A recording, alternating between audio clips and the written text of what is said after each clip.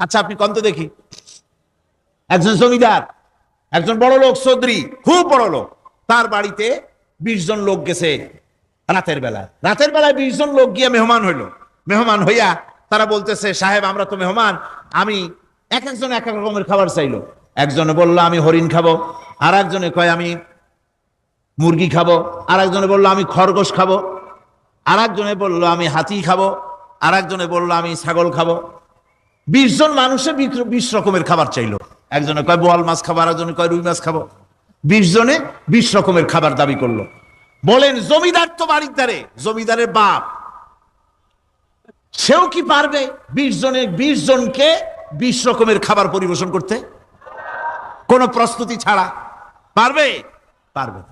কোনো প্রস্তুতি ছাড়া, কোনো প্রস্তুতি ছাড়া জমিদার হোক রাজা বাদশাহ হোক 20 জন মানুষের খাবার 20 রকমের দিতে পারে না। আর আল্লাহ এমন রহমান, এই পৃথিবীর লক্ষ কোটি কোটি জাতির প্রাণীকে কোটি কোটি রকমের খাবার আল্লাহ রাব্বুল আলামিন পরিবেশন করতেছেন। সাপের খাবার একরকম, ব্যাঙের খাবার আর এক রকম। ব্যাঙে যা খায় সাপে তা খায় না, সাপে যা খায় ব্যাঙে তা খায় না। হাতির খাবার, গন্ডারের খাবার, ভল্লুকের খাবার, বাঘের খাবার, সিংহের খাবার, মানুষের খাবার, ছাগলের খাবার, মুরগির খাবার, মশার খাবার, সারপোকার খাবার, সমস্ত খাবার ভিন্ন ভিন্ন। আবার সমস্ত খাবারের মজা আল্লাহ রাব্বুল আলামিন আলাদা আলাদা করে দিয়েছেন। এমন রহমান, আপনার পেট ভরবেন শুধু স্বাস্থ্য বানাবার জন্য, পেট ভরে খাওয়া দরকারটা ছিল। আল্লাহ পাক দেখলেন যে না, শুধু পেট ভরলে তো এরকম খাইতে চাইবে না, তাই আল্লাহ রাব্বুল আলামিন জিহ্বা দিয়ে দিলেন যাতে করে মজা লাগে আর খায়। সব রকমের মজা, এক এক গোশতে, এক এক মাছে, এক এক তরকারিতে এক এক রকম মজা, না সব রকম মজা, সব একরকম মজা, ভিন্ন ভিন্ন রকমের মজা। আল্লাহ পাক বলেন আমি রহমান, দেখো আমি কিভাবে খাওয়াই। ওয়া কাইয়্যিম মিন দাব্বাতিন লা তাহমিলু রিজকুহা আল্লাহু ইয়ারযুকুহা ওয়া ইয়্যাকুম। এই পৃথিবীতে এমন অনেক বিচরণশীল জীব আছে, যে প্রাণীরা নিজের জন্য কোনো সঞ্চয় করে না, সঞ্চয় করে শুধুমাত্র পৃথিবীর মানুষ। আর পিঁপড়ায় কিছু সঞ্চয় করে। অন্যান্য বহু প্রাণী আছে যাদের কোনো সঞ্চয় নাই। কি বলেন, পাতিশিয়ালের কোনো ব্যাংকে অ্যাকাউন্ট আছে নাকি? না। শীতের মৌসুমে পাতিশিয়াল আইসা ব্যাংকের ম্যানেজারকে বলে না যে কয়েকটা মুরগি আনছি, আমার নামে একটা অ্যাকাউন্ট ওপেন করেন, বৃষ্টির সময় আমি যেন ওগুলো উঠাইয়া পাইকারি দরে খাইতে পারি। ওর কোনো খাবার নাই, সঞ্চয় নাই। এ ধরনের পাখির সঞ্চয় নাই, পশুর সঞ্চয় নাই। মহান আল্লাহ রাব্বুল আলামিন তিনি বলছেন, সকাল বেলায় পাখি তার বাসা দিয়া ক্ষুধার্ত পেট নিয়ে পাখিগুলি উড়ে চলে যায়। সাপ তার গর্ত থেকে বের হয় খালি পেটে, পাতি শৃগল খাঁটি পেট নিয়ে গর্ত থেকে বেরিয়ে যায়। তিমির মতো অত বড় প্রকাণ্ড প্রাণী, হাতির মতো প্রকাণ্ড প্রাণী, গরিলা, শিম্পাঞ্জি, ওরাংওটাং, পিঁপড়া থেকে শুরু করে নিয়ে প্রকাণ্ড তিমি পর্যন্ত সমস্ত প্রাণীগুলি সকালবেলায় খালি পেটে বেরিয়ে যায়। সারাদিন ঘোরাঘুরির পর আল্লাহ সুবহানাহু ওয়া তাআলা বলেন, সন্ধ্যাবেলায় সমস্ত প্রাণীর পেটগুলি ভরে আমি আল্লাহ তাদের বাসায় ফিরাইয়া দেই। আমি রহমান, এভাবে করি আমি আল্লাহ রাব্বুল আলামিন খাবারের বন্দোবস্ত করি, পড়ার বন্দোবস্ত করি, থাকার ব্যবস্থা করি। ইয়া আইয়ুহান নাসু যুকুরু নি'মাতাল্লাহি আলাইকুম হাল মিন খালিকিন গায়রুল্লাহ ইয়ারযুকুকুম মিনাস সামাই ওয়াল আরদ।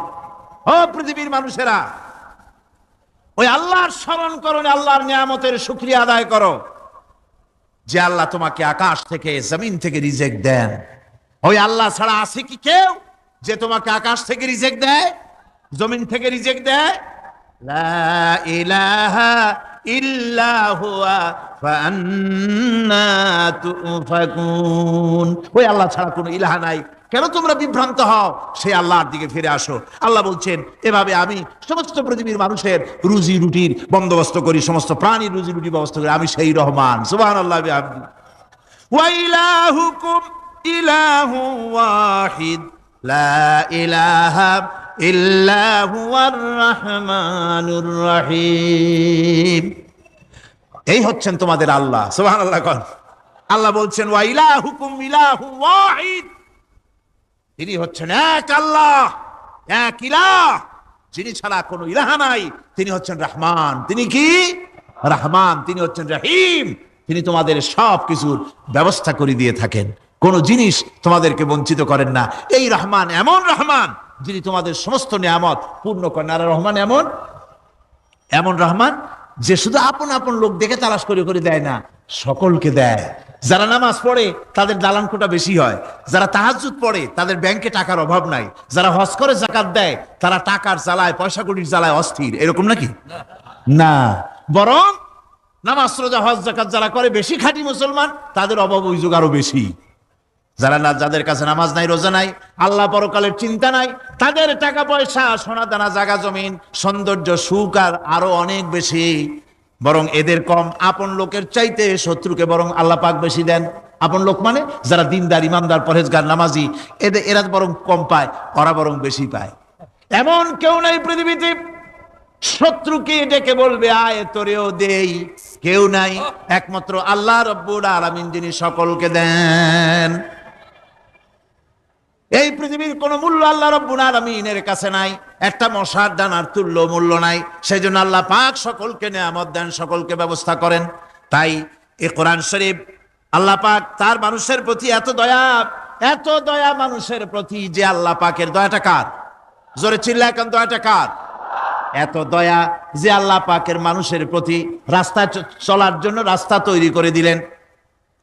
পাহাড়ের ভিতরে মানুষ যেন হারায় না যায়, পাহাড়ের ভিতরে গিরিপথ বানালেন যিনি, মরুভূমির ভিতরে হারায় না যায় নিশানা বানালেন যিনি, সমুদ্রের ভিতরে রাতের আধারে যেন গভীর সমুদ্রে হারায় না যায় সেজন্য মহাশূন্যের ভিতরে তারকা প্রদীপ জ্বালায়া পথের নির্দেশনা দিয়ে দিলেন যিনি, এত ব্যবস্থাপনা যিনি করলেন, সে আল্লাহ রাব্বুল আলামিন মানুষের জন্য এই পৃথিবীতে ব্যক্তি, পরিবার, সমাজ ও রাষ্ট্রে, আন্তর্জাতিক জীবনে, স্বরাষ্ট্রনীতি, পররাষ্ট্রনীতি, শিক্ষানীতি, যুদ্ধনীতি, বন্দিনীতি, তার জীবনের সমস্ত নীতিমালার ব্যাপারে আল্লাহ রাব্বুল আলামিন বুঝি কোনো দিকদর্শন দেন নাই। দিয়েছেন কিনা? সুতরাং রহমানের দাবি হচ্ছে, আল্লাহর রহমানিয়তের দাবি হচ্ছে বান্দার জন্য কোরআন শিক্ষা দেওয়া। যত শিক্ষা আল্লাহ দিয়েছেন, যত দয়া আল্লাহ বান্দাকে করেছেন, সবচাইতে বড় দয়া কোরআন শিক্ষা দেওয়া। জোরে কোন সুবহানাল্লাহ। যত দয়া, যত নিয়ামত, যত রহমত আল্লাহ বান্দাকে করেছেন, তার মধ্যে শ্রেষ্ঠ রহমত, শ্রেষ্ঠ দয়া, শ্রেষ্ঠ করুণা মানুষের জন্য, আল্লাহর এই পৃথিবীর মানুষের জন্য সবচাইতে শ্রেষ্ঠ দয়া কি? জোরে বলেন কি? কোরআনের শিক্ষাই হচ্ছে আল্লাহ পাকের এই মানুষের জন্য সর্বশ্রেষ্ঠ দয়া।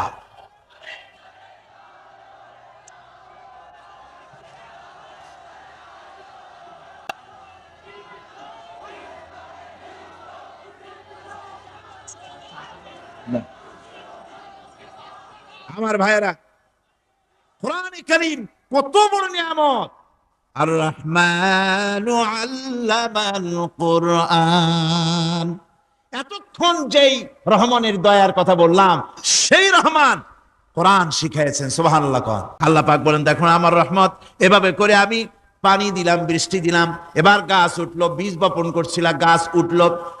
আনতুম আনশাতুম শাজারাতাহা আম নাহনুল মুনশিউন। মাটি থেকে এই গাছকে কে উদ্গত করে দিল? হয় বেটা, কে দিল? তুমি দিছো না আমি দিয়েছি? কে দিয়েছে? জোরে কর, জোরে চিল্লা এখন, কে দিল? আল্লাহ পাক বলেন, গাছ উদ্গত করে দিলাম, গাছ এবার বড় হলো। এই গাছ আল্লাহ রাব্বুল আলামিন এই গাছ তৈরি করলেন। এই গাছ শুধু আপনার জ্বালানি দেয় না, গাছ শুধু ফল দেয় না, এই গাছ মানুষের জন্য, গাছ হচ্ছে বন্ধু। মানুষের জন্য গাছ কি? জোরে কোন কি? বন্ধু। সেই বন্ধুরে জন্মের কাটা কাটবেন নাকি? এই গাছ তৈরি হচ্ছে। গাছ বন্ধু কি করে? গাছ বন্ধু হচ্ছে আমরা যে শ্বাস প্রশ্বাস নেই, মুখের থেকে নাকের থেকে যে শ্বাসটা ফেলি, সেটা হচ্ছে আমরা গ্রহণ করি বাতাস থেকে অক্সিজেন, ছেড়ে দেয় কার্বন ডাই অক্সাইড। এটা হচ্ছে বিষ। এটা কি? আমরা নিলাম পরিশুদ্ধ অক্সিজেন, নিলাম, ছেড়ে দিলাম এটাকে বিষ করে, এই বিষটা ছড়িয়ে গেল। এখন এই বিষ যদি আল্লাহ পরিশুদ্ধ করার কোন ফ্যাক্টরি না বানাতেন, তাহলে পৃথিবীর সমস্ত প্রাণী মরে যেত। সুবহানাল্লাহ কইতে ইচ্ছে করে না? আল্লাহ পাক কি ব্যবস্থাটা করলেন! কোন দুনিয়ায় ফ্যাক্টরি নাই মানুষ যে বিষাক্ত করে দেয় আবহাওয়াকে, সেটাকে রিফাইন করার ব্যবস্থা মানুষের কাছে নাই। আল্লাহ ব্যবস্থা করেছেন কি? আল্লাহ পাক গাছ বানায় দিলেন, গাছের সবুজ শ্যামল রং, ঘাসের সবুজ শ্যামল রং তার খাদ্য হতেছে। আপনি যেটা ছেড়ে দেন, আপনার জন্য যেটা বিষ, সেটা হচ্ছে তার জন্য খাদ্য। কার্বন ডাই অক্সাইড গাছ টেনে নেয়, সারা রাত টানতে থাকে অক্সিজেন থেকে, বাতাস থেকে সারা রাত টানতে থাকে। কার্বন ডাই অক্সাইড খাবার হিসাবে সে টেনে নেয়। আর দিনের বেলা যখন রোদ ওঠে, সূর্যের উত্তাপ আর গাছের সবুজ রং দুটোতে মিলে এক প্রকারের রন্ধন ক্রিয়া হয়, রাঁধা হয়। সেই রান্নার মাধ্যমে গাছের ভিতর থেকে গাছ আবার অক্সিজেন মানুষের জন্য, প্রাণীর জন্য ছেড়ে দেয়। সুবহানাল্লাহ। তো গাছ আপনার জন্য বন্ধু। একদিকে গাছ আপনার এই কাজ করলো, ফার্নিচার বানাইলো, ছায়া দিল, ফল দিল। আল্লাহ পাক বলেন, এই গাছগুলি কে তৈরি করলো? মিয়া তুমি করছো না আমি করছি। আমি আমার রহমত দিয়ে তোমার গাছ বানাই দিলাম। এরপরে ফসল দিলাম, ফসল হলো, তোমার তরি তরকারি হলো, সবকিছু তোমার হয়ে গেল।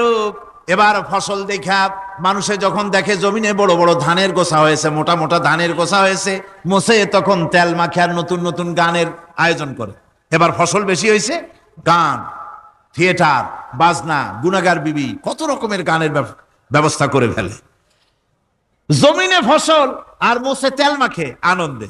আল্লাহ রাব্বুল আলামিন বলেন, লাউ নাশাউ লাজআলনাহু হুতামান ফাযালতুম তাফাক্কাহুন। আমি যদি ইচ্ছে করি তোমার জমিনের সমস্ত ফসলটাকে আমি সম্পূর্ণ কুটায় পরিণত করে দিতে পারি, তুষে পরিণত করে দিতে পারি। পারেন না? ধানের ভিতরে আল্লাহ যদি চাউল না দেন, তাহলে সব তুষ হয়ে যাবে না? তখন কি করবেন আপনারা? কি করবেন? কোন বাংলাদেশ তখন হরতালের দেশ। যখন আপনি দেখলেন যে জমিনে ধানে এবার সব তুষ হইছে, তখন আল্লাহর বিরুদ্ধে হরতাল করেন। লাভ হবে কিছু? লাভ হবে? আল্লাহর বিরুদ্ধে আপনারা অনশন ধর্মঘট করেন, লাভ হবে কিছু? কোনো লাভ হবে না। আল্লাহ রাব্বুল আলামিন বলেন, কোনো লাভ হবে না, বরং তোমরা তখন বলবে, ইন্না লামুগরামুন বাল নাহনু মাহরুমুন। কপালে তখন আঘাত করবে, করাঘাত করতে থাকবে আর বলবে যে আরে কপাল পোড়া হয়ে গেলাম, হতভাগ্য হয়ে গেলাম, বঞ্চিত হয়ে গেলাম, আল্লাহর রহমত থেকে সর্বনাশ হয়ে গেল। তখন কপালে আঘাত করা ছাড়া আর কিছুই করতে পারবে না। আল্লাহর বিরুদ্ধে মিছিল চলে না, সমাবেশ চলে না, বিক্ষোভ চলে না, হরতাল চলে না। মহান আল্লাহ রাব্বুল আলামিন বলছেন, দেখো এইভাবে করে তোমার ফসলের ব্যবস্থা আমি আল্লাহ করেছি। আমি রহমান, আমি আল্লাহ পাক। কি এমন রহমান? আজ জমিনের ফসল বৃদ্ধির জন্য ইউরিয়া, সুপার সালফেট, সালফার সারের ব্যবস্থা হয়েছে, নানান জাতের সারের ব্যবস্থা হয়েছে। যখন এই সার মানুষ তৈরি করতে শেখে নাই, আবহমান কাল থেকে এই জমিনের জন্য সারের ব্যবস্থা কে করেছেন? জোরে কোন? আল্লাহ পাক বলেন, আমিন আয়াতিহি আইয়ুরিকুমুল বারকা খাউফান ওয়া তামাম। আমার অসংখ্য নিদর্শনাবলীর মধ্যে এটাও একটি নিদর্শন, যে আকাশে বিদ্যুৎ চমকে মেঘের গর্জন হয়। এই যে বিদ্যুৎ চমকে গর্জন হয়, এর মধ্যে রয়েছে মানুষের জন্য ভীতি এবং আশা। তারা ভয় পায়, আর এর মধ্যে আশাও রয়েছে। আশাটা কি? আশা হচ্ছে এই যে বিদ্যুৎ যে বছর যত বেশি চমকায় মেঘে, সে বছর জমিনে ফসল তত বেশি বাড়ে। কৃষিবিদরা বলেছেন, বিদ্যুৎ যত বেশি চমকায় জমিনের ফসল তত বেশি বাড়ে। সুবহানাল্লাহি ওয়া বিহামদিহি। এর একটা সিস্টেম আছে, সেই সিস্টেম অনুযায়ী আল্লাহ জমিনে ফসল বাড়ায় দিলেন। আল্লাহ ফসল দিলেন। এবার আপনার আল্লাহ পাক বলছেন, দেখো ফসল দিলাম, ধান হলো, চাউল হলো, মাছ হলো, গোশ হলো, সব হয়ে গেছে, এখন তুমি খাবে। রান্না বান্না হয়ে গেল, রহমত আমার দেখো, আমার রহমতটা দেখো। এ কোরআন শিখাইছেন সেই আল্লাহ রাব্বুল আলামিন, যার নাম রহমান। জোরে বলেন, তার নাম কি? রহমান। চাউল হয়ে গেছে, চাউল তো শুধু ভর্তা বানায় খাওয়া যাবে না। ভাত হয়েছে, আটা দিয়া রুটি তৈরি হয়েছে, কি দিয়া খাবেন? আল্লাহ রাব্বুল আলামিন আপনার পুকুরের ভিতরে মাছ দিয়া দিলেন, জন্তু জানোয়ার দিলেন, চার পায়া জানোয়ারের গোশত হালাল করে দিলেন, পাখির মাংস আল্লাহ রাব্বুল আলামিন হালাল করে দিলেন। এখন মাছ হলো, গোশ হলো। মাছ আর গোশ সিদ্ধ করে খাওয়া যাবে? জোরে বলেন, যাবে? যাবে না। তার গন্ধ নষ্ট করতে হবে আর সুঘ্রাণ সৃষ্টি করতে হবে। এই গন্ধ নষ্ট করে সুঘ্রাণ সৃষ্টি করার জন্য লবঙ্গ তৈরি করলেন কে? কথা কন না কেন? এলাচি কার? দারচিনি কার? লবণ কার, মরিচ কার, হলুদ কার, পিঁয়াজ কার? সুবহানাল্লাহ বিহামদিহি। এত নিয়ামত আল্লাহ রাব্বুল আলামিন বলেন, ওয়া ইন তাউদ্দু নি'মাতাল্লাহি লা তুহসুহা। আমার নিয়ামত গণনা করে করে আমার নিয়ামত গুণে শেষ করতে পারবে না, এত নিয়ামত আমি দান করেছি। এরপরে তরি তরকারি হলো, মাছ গোশ খেতে খেতে অস্থির হয়ে যাবে, তারপরে তরি তরকারি দিলাম, শাক সবজি দিলাম, সবকিছু আমি আল্লাহ রাব্বুল আলামিন দিয়েছি। আমার নাম রহমান, তোমার সমস্ত প্রয়োজন আমি দিয়েছি, মিটাই দিয়েছি। এবার তরি তরকারি হলো, আর মানুষ তরি তরকারি খাইলো, আল্লাহ শুকর আদায় করলো না। শুকর আদায় করে? করে না। এত সুন্দর মজার কদু, সেই কদু খায়, আর কদু খাইয়া মোসে তাও মারে, আর বলে স্বাদের লাউ বানাইলো বৈরাগী। আল্লাহ শুকর আদায় করে, আল্লাহর নিয়ামতের শুকরিয়া আদায় করে না। আমার ভাইয়েরা, আল্লাহ রাব্বুল আলামিন বলেন, এই পৃথিবীর আমি রহমান, কোরআন আমি শিখাইছি আমি রহমান। এমন রহমান শুধু মানুষকে খাবার দেই না, এই পৃথিবীর সকল প্রাণীকে আমি খাবার দেই। জোরে কোন সুবহানাল্লাহ। সকল প্রাণীর খাবার কে দেন? ওয়ামা মিন দাব্বাতিন ফিল আরদি ইল্লা আলাল্লাহি রিজকুহা। এই পৃথিবীর বুকে এমন কোন বিচরণশীল জীব নাই যে জীবের রিজকের দায়িত্ব আমি আল্লাহ গ্রহণ করি নাই। সমস্ত রিজকের দায়িত্ব কে নিয়েছেন? চিল্লায় এখন আল্লাহ সুবহানাহু ওয়া তাআলা। বঙ্গোপসাগরের জোয়ার ভাটা হয়, প্রশান্ত মহাসাগরে হয়, আটলান্টিক মহাসাগরে হয়।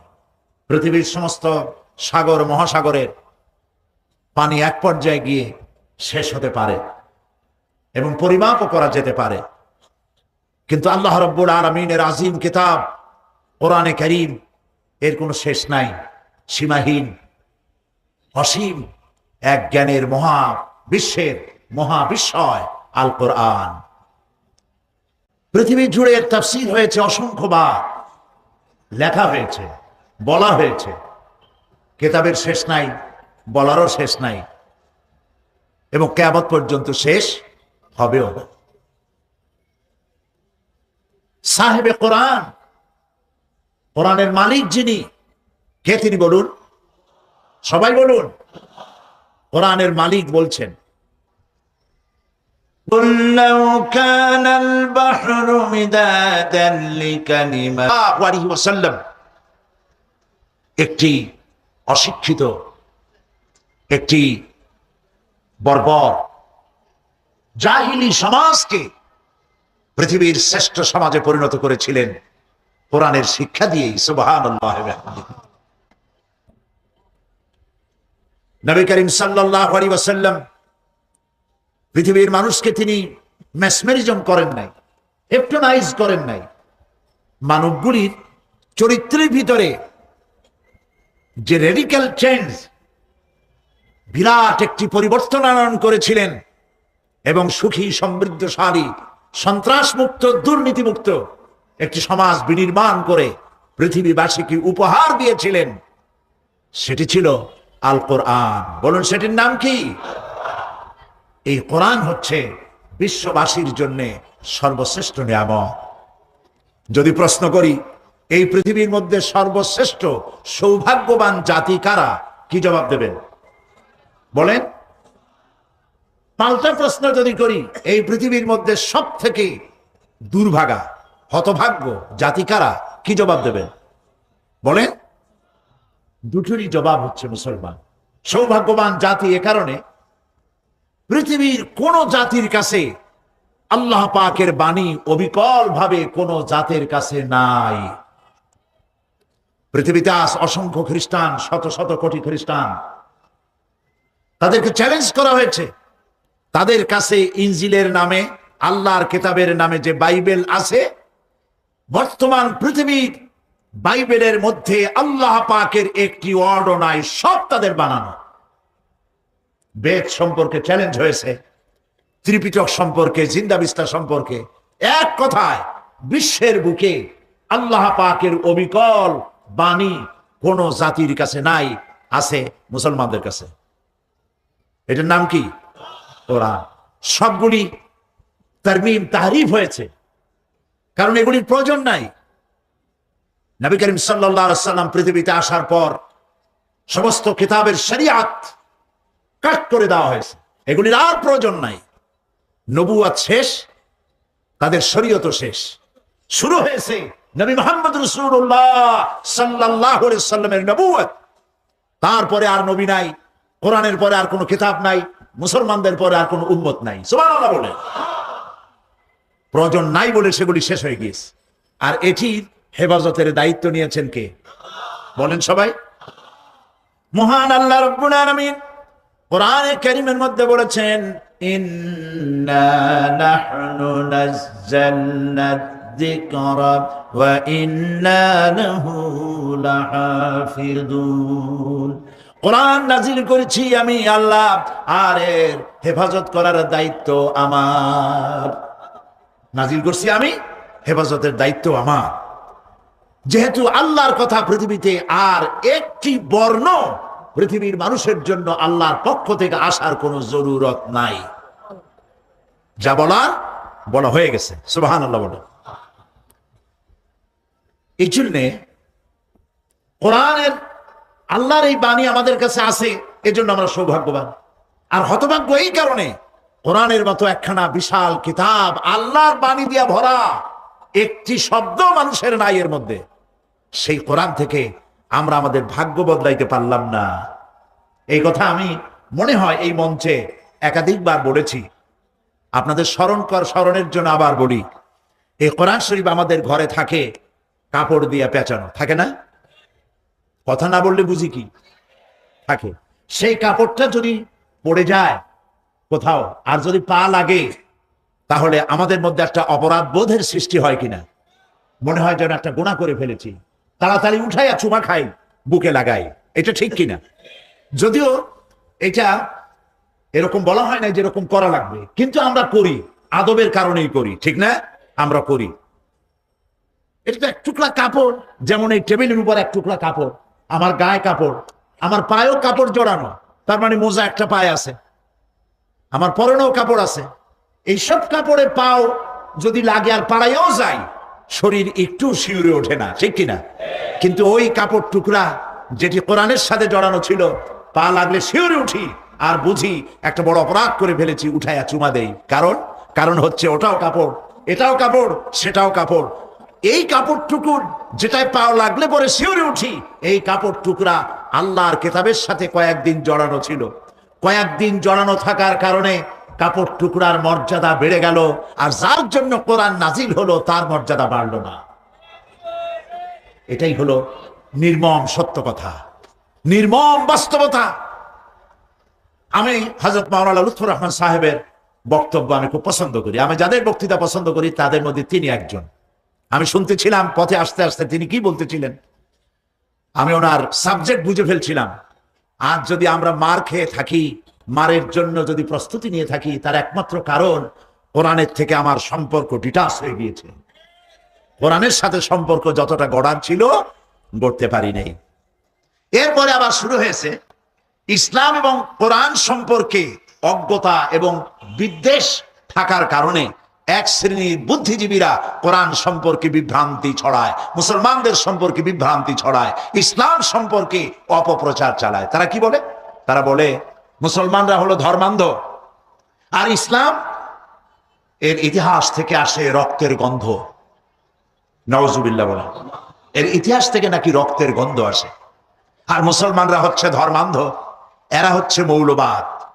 এইসব কথা তারা বলে বেড়ায়, অথচ তারা জানে না যে এই কোরআনের কারণেই, কোরআনের শিক্ষার কারণেই মুসলমান যেখানে বেশি, শান্তি সেখানেই বেশি। এ কথাটা কি আপনারা মানবেন? যে দেশে মুসলমান বেশি, সেই দেশে পৃথিবীর অন্যান্য দেশের চাইতে সেই সব দেশে শান্তি বেশি। পৃথিবীর জাতি, গোত্র, ধর্ম, বর্ণ, প্রত্যেক জাতির সাথে, ধর্মের সাথে, গোত্রের সাথে সহ অবস্থান, সহমর্মিতা, মহানুভবতা, পারস্পরিক সৌহার্দ্য নিয়ে, সাম্প্রদায়িক সম্প্রীতি নিয়ে পৃথিবীতে বসবাস করতে শিখেছে কেবলমাত্র, একমাত্র, শুধুমাত্র মুসলমানেরাই। ঠিক আসতে বলেছেন, জোরে বলতে পারেন নাই। কথাগুলি অনুধাবন করুন কান দিয়ে আর মন দিয়ে, তাহলেই বুঝতে পারবেন আমি কি বুঝাতে চাই? পৃথিবীর ভিতরে মুসলমানরাই সব থেকে মানুষের সঙ্গে সম্প্রীতি বজায় রেখে চলার জন্য উপযোগী একটি জাতি মুসলমান। একটি প্রমাণ দেই, প্রমাণ দিলে মানুষ বুঝতে মানুষের জন্য সহজ হয়, ঠিক কিনা? আমাদেরকে বলা হয় মুসলমান নাকি ইসলাম নাকি সাম্প্রদায়িক। তারা বুঝাতে চায় ইসলাম হলো সাম্প্রদায়িক। 1947 সনের 14 আগস্ট এই ভূখণ্ড, এই বাংলাদেশ একবার ব্রিটিশ বেনিয়াদের হাত থেকে স্বাধীনতা অর্জন করে, ঠিক কিনা?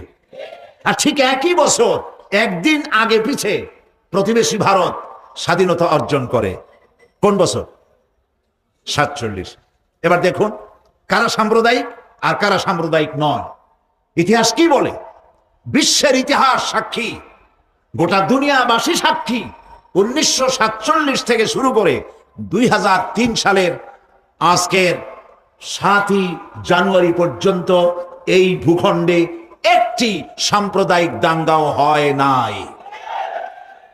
যদি হয়ে থাকে আমি ছাত্র হিসাবে শিখবো, আমার শিখান, বলেন বাংলাদেশের কোন জেলায় কোন উপজেলায় হিন্দু মুসলমান সাম্প্রদায়িক দাঙ্গা হয়েছে, একটি দৃষ্টান্ত দেখান। পারবেন না দেখাতে।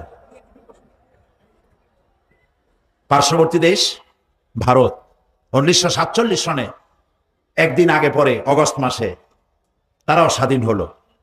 1947 থেকে 2003 সালের আজকের 7ই জানুয়ারি পর্যন্ত ভারতের বুকে হিন্দু মুসলমান সাম্প্রদায়িক দাঙ্গা হয়েছে 18,000 বার। এই আজকেও আমি আসার আগে টেলিভিশনে খবর দেখে এলাম, আজকেও ভারতের গুজরাটে সাম্প্রদায়িক দাঙ্গা হয়েছে, কারফিউ জারি করা হয়েছে, মুসলমানদের বাড়ি ঘরে তালা লাগিয়ে দেওয়া হয়েছে, মুসলিম নিধন চলছে। প্রতিবেশী ভারতে 18,000 বার দাঙ্গা হলো, এটা আমার অন্তত 6 মাস আগের রিপোর্ট। এখন আরো কত বাড়ছে আমি জানি না। আজকেও যেখানে সাম্প্রদায়িক দাঙ্গার কারণে যেখানে কারফিউ জারি করা হয়েছে, দুর্ভাগ্যজনক সত্য আমার দেশের এক শ্রেণীর রাজনৈতিক দলের নেতা নেত্রীরা বাংলাদেশে সাম্প্রদায়িক সম্প্রীতি বিনষ্ট হয়েছে বলে দেশে আর বিদেশে ঢোল পিটাইয়া ফেরি করে বেড়াতেছে। নির্লজ্জ বেহায়া। বাংলাদেশ পৃথিবীর সর্বশ্রেষ্ঠ সাম্প্রদায়িক সম্প্রীতির উজ্জ্বল দৃষ্টান্ত। বাংলাদেশে দুনিয়ায় সাম্প্রদায়িক সম্প্রীতি কারে বলে?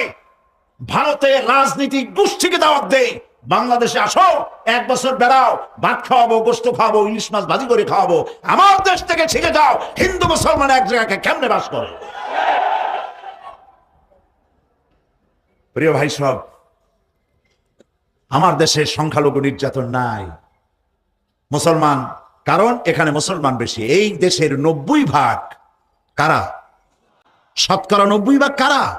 মুসলমান। বুক ফুলে আমরা বলতে পারি আমার দেশের হিন্দু, খ্রিস্টান, বৌদ্ধ সমস্ত জাতি বিবাহ শাদী, বেচা কেনা, পূজা অর্চনা যা কিছু দরকার সব অত্যন্ত ফ্রি মন নিয়ে করতে পারতেছে নাকি? পারতেছে না? পারতেছে কিনা? কারণ হলো এই কোরআন। কারণ কি? এই কোরআন আমাকে বলেছে অন্য ধর্মের দেবতাকে গালি দিও না। কোরআন বলেছে, কোরআন বলেছে অন্য ধর্মের উপাসনালয়গুলি ভেঙে দিও না। ওরা মসজিদগুলি ভেঙে মন্দির বানাইছে, বাংলাদেশে একটি মন্দির ভেঙেও মসজিদ বানানো হয় না। সুবহানাল্লাহ বলতে ইচ্ছে করে না? আলহামদুলিল্লাহ বলতে ইচ্ছে করে না? প্রিয় ভাই সব, এই হচ্ছে সেই কোরআন। এই কোরআন যদি আমরা বুঝতাম আর পড়তাম তাহলে আমাদের দুর্দশাটা এত বাড়তো না। মূল সমস্যা কি জানেন? মূল সমস্যা হলো রাজনীতিকরা, যারা রাজনীতি করেন এবং যারা বুদ্ধিজীবী, বুদ্ধির জ্বালায় মাথার চুল টুল সব শেষ। এই বুদ্ধিজীবীরা, রাজনীতিকরা, কলামিস্ট, তারপরে নাট্যশিল্পী, নাট্যকর্মী, কবি, সাংবাদিক সব পড়ে রবীন্দ্রনাথের একটা কথাও এমন নাই যা মুখস্থ করে নাই, শরতের একটা গল্পের বই নাই যা তারা পড়ে নাই, নিহার রঞ্জন দ্বিজেন্দ্র লালের এমন একটা বই নাই যা তারা পড়ে নাই। কিন্তু দুর্ভাগ্য, মুসলমান নামের কলঙ্ক এই রাজনীতিবিদ আর বুদ্ধিজীবী আর কলামিস্টদের। আল্লাহ কোরআন পড়তে জানে না, কোরআন পড়তেও জানে না, কোরআন বুঝতেও চেষ্টা করে না, মনে করে এটা একটা ধর্মগ্রন্থ। বেদোজা বেদোজা এটাও তাই। বলেন নাউজুবিল্লাহ, নাউজুবিল্লাহ। এই অবস্থার পরিবর্তন হতে পারে যদি আমার দেশের শিক্ষিত লোকেরা, পেশাজীবী লোকেরা, রাজনীতিকরা, অন্তত যারা মুসলমান বলে দাবি করেন, তাদেরকে কোরআন পড়তে হবে, বুঝতে হবে, শিখতে হবে। তাহলেই এই সমস্যার সমাধান হবে। নিজের জাতকে শত্রু মনে হবে না। কোরআন না জানার কারণে আশিদ্দাউ আলাল কুফার রুহামাউ বাইনাহুম, মুসলমান হচ্ছে ওরা যারা নিজেরা পরস্পরের প্রতি দয়া এবং করুণায় শিখত, আর কাফেরদের ব্যাপারে বজ্র কঠোর। কিন্তু কোরআন না জানার কারণে এরা হয়েছে আশিদ্দাউ বাইনাহুম রুহামাউ আলাল কুফার। নিজেদের ব্যাপারে মুসলমানের নাম শুনলে গা জ্বলে ওঠে, আলেমদের নাম শুনলে পায়ের রক্ত মাথায় গিয়ে ওঠে। নিজেদের মধ্যে হাজার সন্ত্রাসী থুইয়া সাইফুল হাদিসরে খুনের আসামি বানাইয়া জেলখানায় ঢুকায়, কোরআন না জানার কারণে। অন্যদেরকে ভালো লাগে, বুদ্ধিজীবী, কলামিস্ট, নামাজ নাই, রোজা নাই, আল্লাহ নাই, পরকাল নাই, ইসলামকে বরদাস্ত করতে পারে না, এগুলি কলিজার টুকরা। আর আলেমদের দেখলে গাটা জ্বলে ওঠে। আছে না এমন? এই অবস্থার পরিবর্তন শুরু করছি। عما يتساءلون عن النبأ العظيم الذي هم فيه مختلفون كلا سيعلمون ثم كلا سيعلمون ألم نجعل الأرض مهادا والجبال أوتادا وخلقناكم أزواجا وجعلنا نومكم سباتا وجعلنا الليل لباسا وجعلنا النهار معاشا وبنينا فوقكم سبعا شدادا وجعلنا سراجا وهاجا وأنزلنا من المعصرات ماء سجاجا لنخرج به حبا ونباتا وجنات ألفافا صدق الله العظيم। গতকাল আমরা সুম্মা কাল্লা সায়ালামুন এই পর্যন্ত আলোচনা করেছিলাম, মনে আছে নিশ্চয়ই আপনাদের। অর্থাৎ পরকাল সম্পর্কে কাফেরেরা যে প্রশ্ন তুলতো, যেটা একটা অসম্ভব, এটা হইতে পারে না, মরে যাব, গলে যাব, মাটির সাথে মিশে যাব, এরপর আমাদেরকে আবার চিন্তা করা হবে, এইটা বুদ্ধি বহির্ভূত, এটা আমরা বিশ্বাস করি না। তো আমি গতকাল আপনাদের সামনে বলেছিলাম যে আল্লাহ পাক লাঠি দিয়ে পিটাইয়া, ঘাড় মটকাইয়া কোনো জিনিস বুঝাতে চান না। অবশ্য তার তা ক্ষমতা আছে, কিন্তু তিনি তা করেন না। তিনি মানুষকে যুক্তি দিয়ে বুঝাতে চান, এবং কোরআন শরীফ অসংখ্য যুক্তি আল্লাহ পাক দিয়েছেন। এমনকি আল্লাহ পাক বলেছেন মশা মাছির মতো ক্ষুদ্র প্রাণীর দৃষ্টান্ত দিতেও আল্লাহ পাক শরমান না। সুবহানাল্লাহ ওয়া বিহামদিহি। এখন গতকাল আমি বলেছিলাম যে সমস্ত দৃষ্টান্তের কথা কোরআন থেকে, সেই সব দৃষ্টান্তগুলি ছিল অনেকগুলি দেখা যায় না। আমি আজকে যে আয়াতগুলি তেলাওয়াত করেছি, এই আয়াতগুলির মধ্যে দেখা দৃষ্টান্তগুলি, আল্লাহ চোখে দেখা দৃষ্টান্তগুলিকে আঙ্গুল দিয়ে দেখাচ্ছেন যে দেখো, এইগুলি যে আল্লাহর পক্ষে সম্ভব, তিনি তোমাকে মৃত্যুর পরে জিন্দা করাও তার জন্য সম্ভব। সেজন্য তিনি বলছেন ألم نجعل الأرض مهادا والجبال أوتادا। এটা কি সত্য কথা নয় যে আমি তোমাদের জন্য এই পৃথিবীকে একটি বিছানা হিসাবে বানিয়ে দিয়েছি, আর এই পৃথিবীর উপরে পাহাড়গুলি দিয়ে পেরেকের মতো পাহাড়গুলিকে প্রথিত করে দিয়েছি।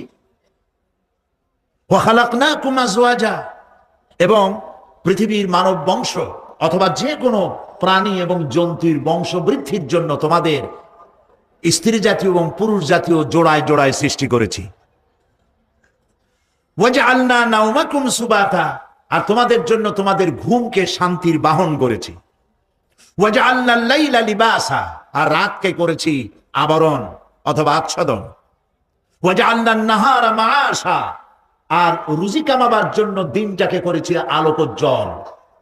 ওয়া বানাইনা ফাওকাকুম সাবআন শিদাদা, আর তোমাদের উপরে 7টি মজবুত আকাশ স্থাপন করেছি। ওয়াজআলনা সিরাজাম ওয়াহাজা, আর তাতে একটি অতি উত্তপ্ত অতি উজ্জ্বল একটি বাতি সৃষ্টি করেছি। ওয়ানজালনা মিনাল মুসিরাতি মাআন সাজ্জাজা, এবং উর্ধ্ব দেশ থেকে অবিশ্রান্ত বিরাম ভাবে বৃষ্টি বর্ষণ করি। কেন? লিনুখরিজা বিহি হাব্বান ওয়া নাবাতা, যাতে করে শস্য, শাক, সবজি, উদ্ভিদ আর নিবিড় বাগান সৃষ্টি করতে পারি। আল্লাহ পাক বলছেন, দেখো এই পৃথিবীটাকে, এই জমিনটাকে একটি বিছানা হিসাবে আমি বিছায় দিয়েছি, শান্তিময় আবাস ভূমিতে পরিণত করে দিয়েছি এই পৃথিবীটাকে। আল্লাহ পাক বলছেন, الذي جعل لكم الأرض مهدا وجعل لكم فيها سبلا لعلكم تهتدون, যিনি পৃথিবীকে তোমাদের জন্য দোলনা বানিয়ে দিয়েছেন আর সেখানে তোমাদের জন্য রাস্তা তৈরি করে দিয়েছেন যাতে তোমরা গন্তব্য খুঁজে পাও। সূরা নাবার মধ্যে আল্লাহ পাক পৃথিবীকে বলেছেন বিছানা, আর সূরা আয-যুখরুফের মধ্যে বলেছেন দোলনা। পৃথিবীটাকে আল্লাহ কি বললেন? দোলনা। দোলনার মধ্যে শিশু যেমন শান্তিতে ঘুমায় থাকে, এই পৃথিবীটাকে তোমার জন্য শান্তিতে ঘুমাবার জন্য, চলাফেরা করার জন্য আমি এই পৃথিবীকে শান্ত করে দিয়েছি। সুবহানাল্লাহ। এবং গন্তব্যের জন্য, যাতায়াতের জন্য আমি রাস্তা বানিয়েছি। আপনি বলবেন রাস্তাগুলি তো আমরা বানাইছি গম দিয়ে, ইট দিয়ে, পাথর দিয়ে। হ্যাঁ, আপনি বানাতে পারেন, রাস্তা আপনি বানাতে পারেন, কিন্তু যখন আপনারা কেউ বানান নাই তখন এই পথগুলি আল্লাহরই বানানো ছিল। বিশেষ করে পাহাড়ি এলাকায়, পাহাড়ি এলাকায় কোন গভর্নমেন্ট গিরিপথ তৈরি করেছে বলেন তো দেখি? কে বানিয়েছে? আল্লাহ পাক তৈরি করেছেন। এই পথ তৈরি করেছে যাতে তোমরা তোমাদের গন্তব্যে পৌঁছতে পারো। মহা শূন্যে ভাসমান এই পৃথিবী, এই পৃথিবীটাকে আল্লাহ পাক আরামের জায়গা বানিয়েছেন, অথচ এই পৃথিবীর মধ্যে আছে কি তা কি আমরা জানি? এই পৃথিবী নামক গ্রহটি, এটি প্রতি ঘন্টায় 66,600 মাইল বেগে পৃথিবীটা ছুটে চলছে বন্দুকের গুলির মতো। প্রতি ঘন্টায় 66,600 মাইল গতিবেগে পৃথিবী ছুটছে। এর অভ্যন্তরে আছে আগুন, এর মধ্যে আছে পাথর। এই এমন মারাত্মক আগুন এই পৃথিবীর পেটের মধ্যে রয়েছে যে আগুন পাথরগুলো পুড়িয়ে লাভায় পরিণত করে দেয় এবং তা উৎকিরণ করে আগ্নেয় আকারে, আগ্নেয়গিরির আকারে উপচে পড়ে। এই পৃথিবীর মধ্যে এরকম আগুন আছে। সূরা ফাতিহার তাফসিরে আমি আপনাদের সামনে আলোচনা করেছিলাম, মনে না থাকার কথা। আল্লাহ পাক বলেছেন আলহামদুলিল্লাহি রাব্বিল আলামিন। কি বলেছেন বলুন তো? আলহামদুলিল্লাহি রাব্বিল আলামিন। আলামিন, আলমের বহু বচন। তিনি একটি জগতের প্রতিপালক নন, বহু জগতের প্রতিপালককারী। এই পৃথিবীতে সর্বপ্রথম বিজ্ঞানীদের এই কনসেপশন আল্লাহ রাব্বুল আলামিন কোরআনের মাধ্যমে দুনিয়াবাসীকে দিয়েছেন। জগৎ একটা বা দুইটা নয়, বহুমাত্রিক জগতের কনসেপশন আল্লাহ পাক দিয়েছেন, অসংখ্য জগৎ। এই পৃথিবীর উপরিভাগে এক জগৎ, এর আভ্যন্তরীণ রয়েছে আর এক জগৎ। সাগরের ভেতরে রয়েছে এক জগৎ, সাগরের তলায় অন্য জগৎ। পৃথিবীর মহাশূন্যে, গ্যালাক্সি, ইউনিভার্সাল মহাশূন্যের ভিতরে যা কিছু রয়েছে তার মধ্যে রয়েছে অসংখ্য জগৎ। জগৎ একটি নয়, অসংখ্য জগৎ রয়েছে। পৃথিবীর মাটির তলায় কত আগুন, সেই দৃশ্য আমি চোখে দেখেছি যখন আমি ভেসুভিয়াস পাহাড় দেখেছি, পৃথিবীর বড় আগ্নেয়গিরি। আল্লাহ পাক জাহান্নামের আগুনের ইন্ধন করবেন মানুষ আর পাথর। ওয়াকুদুহান নাস ওয়াল হিজারা, পাথর আর মানুষ হবে জাহান্নামের আগুনের ইন্ধন। পৃথিবীর মাটি থেকে 3 মাইল উঁচা ভেসুভিয়াসের পাহাড়ের উপরে। ভেসুভিয়াস পাহাড় কথা বলতে পারেন? ইটালিতে। সেই জায়গায় যখন আমি উঠেছি, পাথর যে জাহান্নামের আগুনে পুড়বে এর বাস্তবতা নিজের চোখে দেখেছি। পাথরগুলি আগুনে পুড়ে লাভার মতো হয়ে পাহাড়ের উপর থেকে আলকাতরার মতো গলে গলে পাহাড়ের চতুর্দিকে 12 কিলোমিটার এলাকার জনপদকে ধ্বংস করে দিয়েছে। ইটালিতে আরো একটি জায়গা আছে যেটার নাম সিসিলি, সেখানেও একটি জীবন্ত আগ্নেয়গিরি আছে যেটা আগুন এখনো জ্বলতেছে, যে কোনো মুহূর্তে এ আগুন ছড়িয়ে পড়তে পারে। কাজেই পৃথিবীর মধ্যে একদিকে রয়েছে, এর মধ্যে রয়েছে আগুন, রয়েছে পাথর গলায়া লাভা বানাবার মতো বিরাট শক্তি।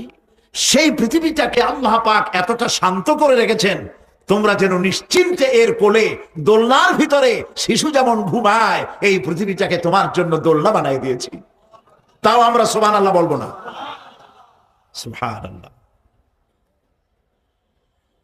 বন্দুকের গুলির চাইতেও দ্রুতগামী এই পৃথিবী ছুটছে। সেই পৃথিবীকে বিনা দ্বিধায় আমরা খুঁজছি, সেটাকে চিরে ফেলছি এবং তার পেট থেকে রিজেক হাসিল করছি। ঠিক কিনা বলো?